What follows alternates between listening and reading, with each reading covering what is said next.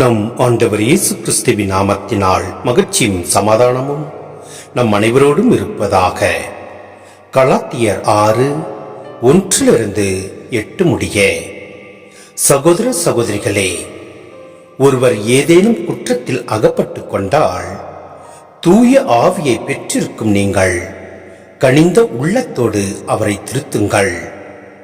அவரைப் போல் நீங்கள் சோதனைக்கு உள்ளாகாதவாறு பார்த்து கொள்ளுங்கள். ஒருவர் மற்றொருடைய சுமைகளை தாங்கிக் கொள்ளுங்கள். இவ்வாறு கிறிஸ்துவின் சட்டத்தை நிறைவேற்றுவீர்கள். பெருமைக்குரியவராய் இல்லாதிருந்தும் தம்மை பெரியவர் என கருதுவோர் தம்மையே ஏய்த்துக் கொள்கின்றனர். ஒவ்வொருவரும் தம் செயல்களை ஆய்ந்து பார்க்கட்டும். அப்பொழுது தம்மை பிறரோடு ஒப்பிட்டு பெருமை பாராட்டாமல் தம் செய்த செயல்களை பற்றி மட்டும் பெருமை பாராட்ட முடியும். ஒவ்வொருவரும் அவரவர் சுமையை தாங்கிக் கொள்ளட்டும். இறை வார்த்தையை கற்றுக்கொள்வோர் அதை கற்றுக் கொடுப்போருக்கு தமக்குள்ள நலன்கள் அனைத்திலும் பங்கு அளிக்க வேண்டும். ஏமாந்து போக வேண்டாம்.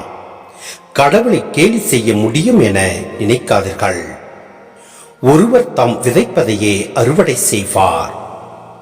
தம் ஊழ்நியல்வாகிய நிலத்தில் விதைப்போர் அந்த இயல்பிலிருந்து அழிவையே அறுவடை செய்வர்.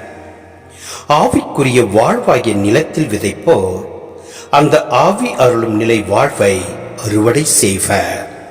சிந்தனை: நமது ஒவ்வொரு சொல்லும் செயலும் எண்ணமும் நாம் எதிர்காலத்திற்காக விதைக்கும் விதைகளாகும்.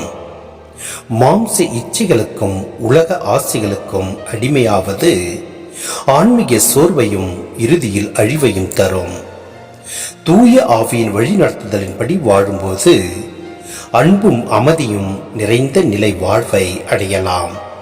எனவே நம் ஆண்டவரின் வார்த்தைகளுக்கு செவிமடுத்து தூய ஆவியின் வழிநடத்தலின்படி நடப்போம். எல்லாம் வல்ல இறைவன் நம்மை நிறைவாய் ஆசீர்வதிப்பார். ஆமென்.